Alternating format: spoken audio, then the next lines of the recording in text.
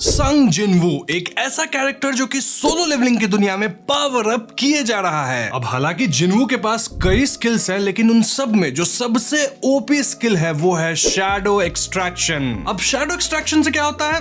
वो बता देने से पहले मैं आपको एक बड़ा सा स्पॉइलर अलर्ट दे देता हूं, क्योंकि भैया इस वीडियो में सिर्फ और सिर्फ स्पॉयलर्स ही भरे हुए हैं। दे दिया है वार्निंग, ठीक है? तो शैडो एक्सट्रैक्शन से बेसिकली जिनवू किसी भी मरे हुए बीस्ट्स या हंटर को फिर से उठा सकता है अराइज बोल के, एंड देन उनको अपने शैडो आर्मी में शामिल कर लेता है। वो बन जाते हैं शैडो सोल्जर, और ये शैडो सोल्जर हमेशा जिनवू के प्रति लॉयल रहते हैं और उसकी तरफ से ही लड़ते हैं। अब ऐसा हो सकता है कि जब भी वो बीस्ट या हंटर जिसे जिनवू मार के उसका शैडो एक्सट्रैक्ट किया है, वो जब जीवित था तो वो जिनवू के खिलाफ होगा, लेकिन जब वो शैडो सोल्जर बन गया है तो उसके पास कोई और ऑप्शन नहीं है, वो जिनवू की ही बात मानेगा, उसके प्रति लॉयल रहेगा। जैसा मैंने बताया, शैडो एक्सट्रैक्ट करने के लिए जिनवू बहुत ही फेमस टर्म का यूज करता है जो कि हमेशा सोलो लेवलिंग के साथ एसोसिएटेड रहता है, और वो टर्म क्या है?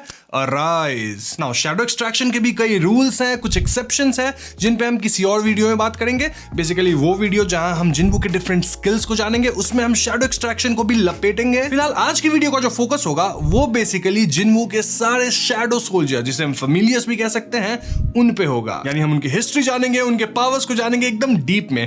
तो मजा आने वाला है, वीडियो अब शुरू होगा। तो सबसे पहले हम उन 3 शैडोज की बात कर लेते हैं जिन्हें मानवा में बहुत ही ब्रीफली दिखाया गया है। कहने का मतलब यह है कि जब जिनवू उन शैडोज को एक्सट्रैक्ट किया तो उसके तुरंत ही बाद उन्हें टर्मिनेट या तो कर दिया या फिर वो खुद से टर्मिनेट हो गए। तो इन 3 में सबसे पहला है मिन बुइंग्यू, जो कि कोरिया का एक एस रैंक का हीलर हुआ करता था। बुइंग्यू 4th जेजू आइलैंड रेड में पार्टिसिपेट किया था, जहां वो अपने रेड पार्टी के साथ एंट क्वीन को मारने में सक्सेसफुल हुआ, लेकिन इसके बाद एंट किंग लड़ाई में कूदा जो कि बहुत ही ज्यादा पावरफुल था। अब हालांकि बुइंग्यू खुद को डिस्गाइज करके काइंड ऑफ इनविजिबल बाकियों को हील कर रहा था, लेकिन एंट किंग उसे खोज लिया और उसे मार डाला। इसके बाद इस लड़ाई में जिनवू भी कूदा था, जो कि एंट किंग को हरा पाया था। बिना जिनवू के ये लोग नहीं हरा पाते। लेकिन यहाँ एस रैंक की एक हंटर चाहे इन बहुत ही ज्यादा इंजर्ड हो गई थी और बिना हीलिंग के वो बच नहीं पाती। तो ऐसे में जिनवू बुइंग्यू से कहता है अराइज, यानी कि उसके शैडो को एक्सट्रैक्ट किया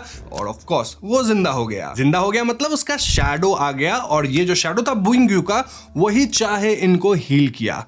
बहुत डिफिकल्ट नाम है यार कोरियंस। नाउ हीलिंग के बाद जिनवू बुइंग्यू के शैडो एक्सट्रैक्शन को टर्मिनेट कर दिया, क्योंकि बुइंग्यू को लड़ना पसंद नहीं था, तो उसके विल को काइंड ऑफ रेस्पेक्ट करते हुए ये काम किया। और शैडो टर्मिनेट हो गया तो एक तरह से उसकी आत्मा को मुक्ति ही मिल गई, मतलब कहते हैं ना हम लोग, तो हाँ काइंड ऑफ वैसा ही कुछ सिनेरियो था। सो इफ यू सी, बुइंग्यू एक्चुअली में जिनवू का शैडो बन तो गया था, लेकिन वो सिर्फ